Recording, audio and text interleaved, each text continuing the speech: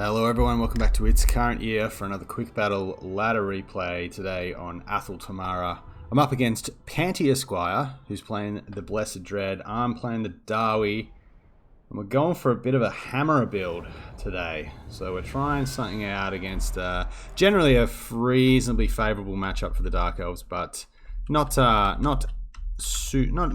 terrible matchup. The Dwarfs have certainly worse matchups. So my opponent's brought a pretty wide front line. Bleak Swords up the front, so quite spread out as well. Looking to compromise me all across the front line. Some Hageneth Executioners as well as some Corsairs in the back here. 3 units of Corsairs it looks like, and then a unit of Sisters of Slaughter on the outer side. I like the pick of Sisters of Slaughter in this matchup. Would like to probably see one or even 2 more units of them. We've got some Cold One Chariots here, just for running some laps over my little Dawi. We've got a couple of Manticores on either side of the force, also some Harpies. So yeah, another Manticore out here. 2 units of Harpies. Harpies are actually pretty good at killing Slayers. They're not large units. They have good weapon strength. Obviously don't rely on AP or something like that. They don't have great leadership, but good for shutting down ranges, that kind of thing, and can, like I said, yeah, can kill Slayers quite well. Double Assassin for my opponent. One of them looks like they has taken the Assassin's Trophy, or maybe it's the Rival Hide Talisman. No, it's the Assassin's Trophy, so good for sniping down a character, working together, and also have their armor piercing or their poisoned, not armor piercing, but poisoned missile weapons. A Supreme Sorceress of Fire leading the charge, and I'm not sure if my opponent might be trying to use the Flamestorm the Flamestorm exploit here to try and get our double Flamestorms. We'll have to see how we go. I don't remember it from the battle. This was a very, very close battle, spoiler alert. So my troops, a little bit bunched up there. I'm not sure what happened in deployment, but 2 units of Miners with blasting charges at the front. Like I said, 3 units of Hammerers, proud Hammerers with their big hammers, abnormally large hammers. So good stats, good melee attack and weapon strength. Decent armor, obviously great leadership, as most dwarves have. A couple of units of dwarves, just warriors on the flanks here, as well as 3 units of rangers and the Ulthar's raiders for their marked by Ulthar ability, just to debuff armor, missile resistance. Really good unit just for focus fire. Pretty good against things like Manticores as well. You can snipe a Manticore really quickly with rangers and that kind of thing.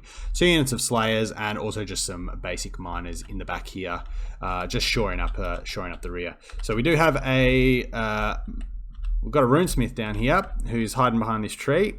He has taken the Rune of Negation and Rune of Wrath and Ruin, and leading the force, not a commonly picked Dwarf Lord. Up on his potty, we've got Thorgrim. So he's taken the what is it called? Oath of Vengeance, as well as Stand Your Ground, and obviously he's got his Great Book of Grudges for melee attack, and the High King when he takes damage. So we'll get the battle underway. This is not a great map for shooting necessarily, but I wanted to try and make this high ground as quick as I could. I can see some various elements of my opponent's force, mainly the flyers and mainly a couple of things down here. I do see the sisters branching out over here. I don't really have, aside from maybe some blasting charges, some many good ways to clear them. Ranges, mass range of fire can work pretty well, but they can get around your flanks pretty quickly. So the Manticores and the Harpies are going to get in pretty quick and do some scouting around. I am going to sort of bring my Ulthar's raiders around and probably chuck a marked by Ulthar down on the Manticores here. But as you see, yeah, blasting charges, frying Bleak Swords. It's pretty much going to be the Bleak Swords' job in this build. And we see the Harpies descend in over the little temple over this side as well, as this Bleak Sword unit does cop a bit of a hammering. So yeah, we're teeing off on the Manticores now. Obviously in the trees, they will be affected. Need to get my Slayers into the fight pretty quick. The Cold One Chariots and Sisters of Slaughter have fallen upon the Miners, whilst the front lines clash. Hammerers will do pretty pretty well against Corsairs, pretty well against Bleak Swords. They won't take much losses in return.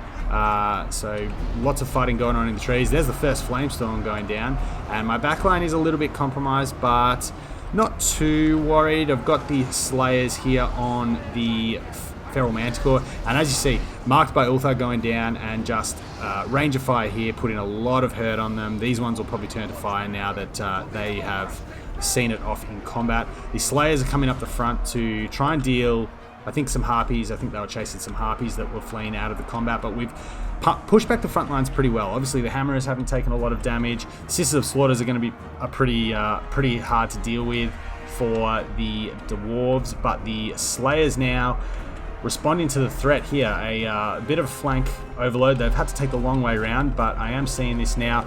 This fight's been cleared up, and I will be responding with my Hammerers as well as Thorgrim, trying to pull my Rangers back through my Slayers, who have been forced to fight Bleak Swords. It's not a great trade for Slayers. Bleak Swords will be able to pull them down reasonably well. Over here, Warriors just forced to hold against Sisters of Slaughter. Likewise, they will really struggle to put any damage into Sisters of Slaughter, and again I'm going to have to use my Slayers. There's a Feral Manticore here, which is a good target, but having to use them to sort of just screen out. But my Rangers and Ulthar's Raiders have been broken off. Oath of Vengeance is going down, but my opponent does react and pull the Executioners back from the Hammerers and Thorgrim, using his Stand Your Ground ability just to buff the melee defense and leadership of the front line here. So the Slayers and Miners managed to see off those Bleak Swords. Rangers now under pressure again from the Cold One Chariots, who have been Rune of Wrath and ruined, and I need to get the Slayers back on them. They've still got their movement order here, and unfortunately I've just been led a merry bit of a goose chase by the Executioners, and that Oath of Vengeance has really lasted a decent amount of time, but I haven't really got any use from it. My Raiders have been ferried off by the Harpies over here. As you can see, Sisters of Slaughter just wailing away on Dwarf Warriors. My Hammerers are pretty healthy, and they've managed to sort of bounce everything off them quite well. Dwarf Warriors here fighting the Supreme Sorceress, and the Runesmith is going to come in to try and put some hurt onto her, but I'm having to sort of reorganize around here. My Rangers and the Raiders have been shut down pretty nicely, and now the Executioners have fallen upon the Hammerers. But that's a fight that will go okay for Hammerers. Hammerers here will beat, obviously, Bleak Swords very convincingly, and I do have, 43 Hammerers here, 74 Hammerers here, still 70 Hammerers over here, so plenty of damage potential left in my frontline fighting. We've managed to get a unit of Miners back in here just to recharge the Sisters of Slaughter. That's, cost-wise, a reasonable trade for me. And despite the fact that Sisters of Slaughter are quite elite, they will be able to slowly be pulled down. A nice Flame Sword there, actually catching a couple of my units. The Hammerers now having to sort of run away from the Flamestorm.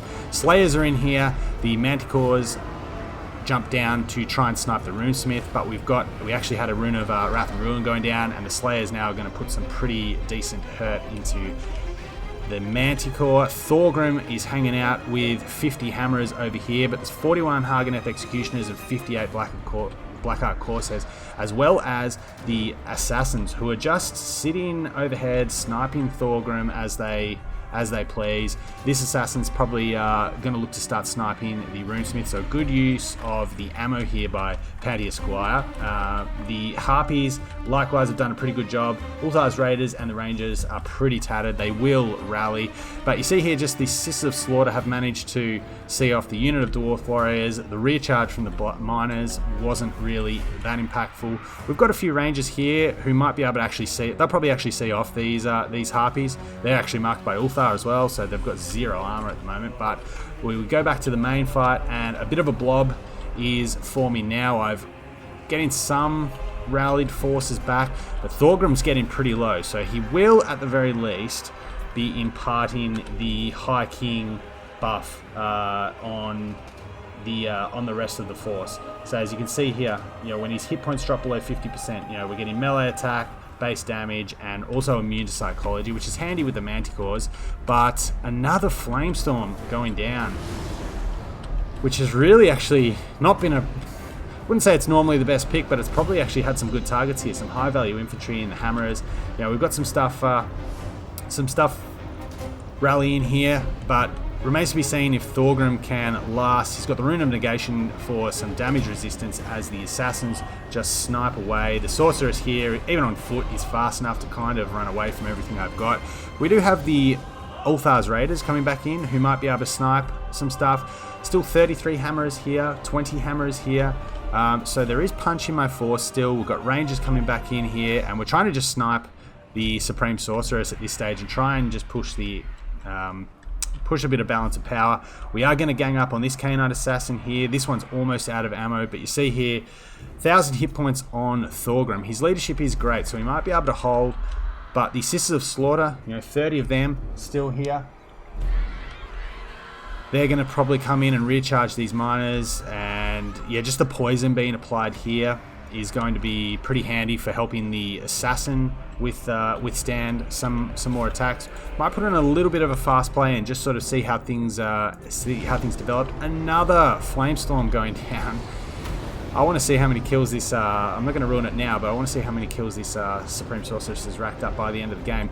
Some Hammerers down here have seen off the Harpies, which may allow the Rangers to come in and fire the last of their ammunition. Ulthars have still got a bit of ammo, so that's a bit of a waste. We have managed to pop Oath of Vengeance down, which was decent for getting off this Canine Assassin. The Sisters of Slaughter have finally been shattered. I think they actually took some damage from the Flamestorm here. Thorgrim is just having to run. 400 hit points left. At least there's no shooting, so I can at least screen out with just sheer mass and bodies. We might be able to get some Rangers back in. 16 Rangers. Maybe able to finish off these Harpies. Maybe able to snipe the Supreme Sorceress. But the Canine Assassin here is probably going to go down under 400 hit points now. But this Assassin has come back and still has 14 shots left. So 14 times 800, you do the math, he's going to have more than enough to snipe Thorgrim and possibly put a fair bit of damage into the Runesmith as well, who's pretty beaten up. So sensing that the Executioners may be a tiny bit of a threat, I am going to use whatever ammunition I can there to try and rout them. And in fact, I think Hammerers here are going to scare them off. But now we've got some Harpies descending upon them. 11 Hammerers here are probably going to be chased off. And now we're just going to play a bit of Benny Hill. Thorgrim does go down there to an Assassin's Bolt in the back. That seems to fit in after how he went down in the end times with a knife in the back from Snitch, spoiler alert. But we've got on the Supreme Sorceress, we have Oath of Vengeance, her just before Thorgrim died. The Manticore may be able to terror out here now that we don't have the High King buff anymore, giving us map-wide ITP. But the Supreme Sorceress going to be chased down by 5 shirtless Dawi. Let's see if they can catch him. Or catch her rather. They will probably rout her at this stage. She does slow down and she will be caught. 300 hit points is going to disappear pretty quickly. She does break and she does die. So looking at what's left, I have a unit of Hammerers. I have not a unit of Hammerers. I have 18 Hammerers, 5 Slayers. There are some Harpies fleeing here. There is still one, I believe, shot of one shot now. The Runesmith, unfortunately, is going to probably be. Actually, the Runesmith marriage is. I don't know how that happened, but the Feral Manticore routes chasing the Runesmith, and now it all comes down to. It all comes down to an assassin who is getting hammered down. And the Hammerers and Slayers managed to take out the remaining character, the remaining assassin. I believe the other one did break and shatter. And now we have 17 Black Ark Corsairs up against 15 armor-piercing Hammerers and 3 unbreakable Slayers. The Manticore does rally, but probably won't make it back to the fight in time. It's all down to the Black Ark Corsairs, who are going to just be outclassed. That is going to be army losses. The Manticore will shatter in the sky.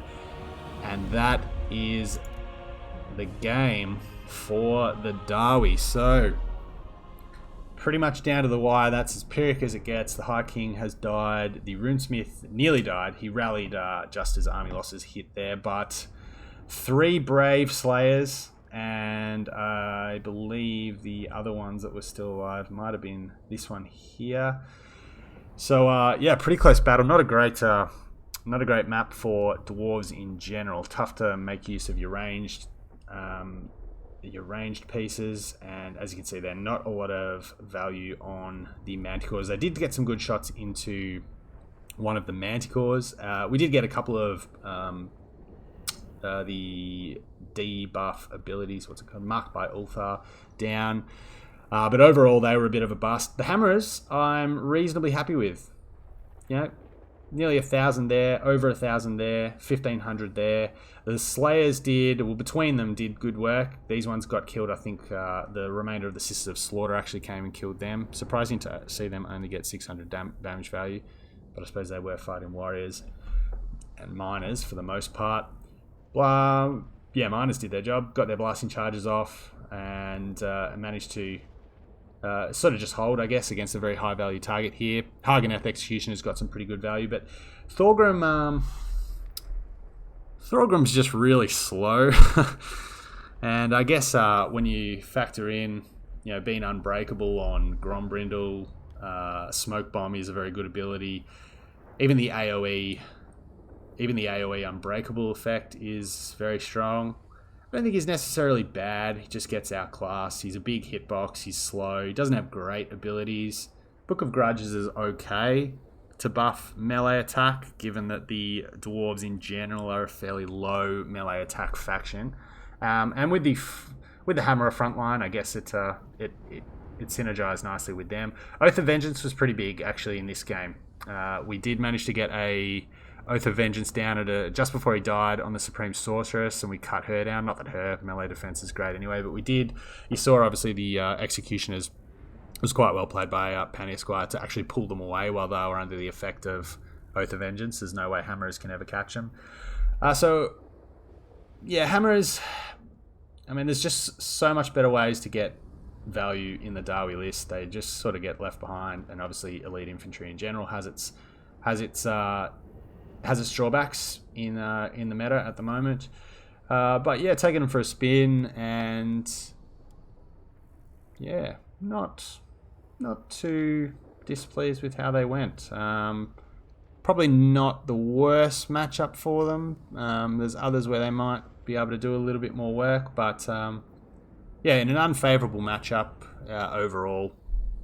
Nice to make use of it and not very often played unit and make them work. Same with an unplayed Legendary Lord. Runesmith got a lot of value as well. Always a key piece in a Darwi list. So yeah, thanks for checking out the replay, and we'll be back soon with more. Take care.